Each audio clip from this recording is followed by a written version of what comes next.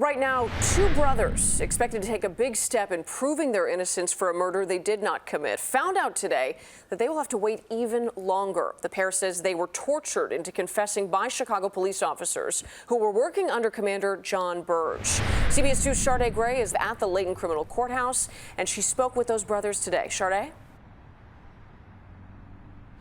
Yeah, good afternoon or good evening, Marie. Yeah, those two brothers, they waited 2 hours in the courtroom, patiently waiting for their names to be called and to finally clear their names. But when they were called, their hearts sank after hearing their case was postponed.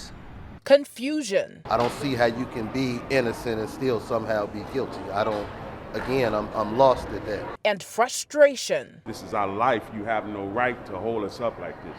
We're trying to get on. Brothers Reginald Henderson and Sean Tyler say they were tortured into confessing to a murder they had nothing to do with. How long do we have to suffer? And I don't think they're paying attention to that part. Nearly 30 years after their convictions, the men were exonerated and released from prison. Now they're fighting to get a certificate of innocence to expunge their record and get some closure. Enough is enough.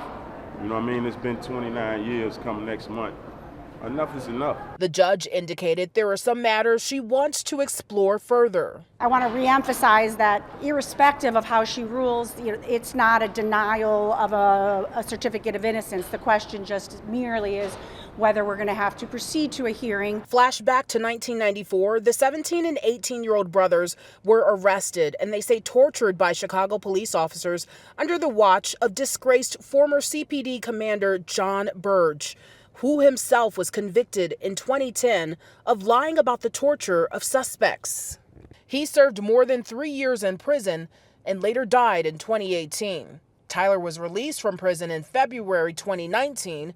His brother was released a year later, April 2020. While in prison, Tyler wrote 6 books and designed a clothing line called New Vision, which highlights the strength of their fight for innocence. Going into prison at 17 wasn't what I came out with at 42. I truly did have a new vision, and I have a new vision. Henderson received his college degree, but by the time they were out of prison, their sister had died, and their mother passed away not long after they came home. How am I doing?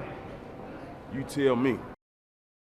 The brothers say they will be back in court with their lawyers and family March 16th. Reporting at the Criminal Courts Building, Sade Gray, CBS 2 News.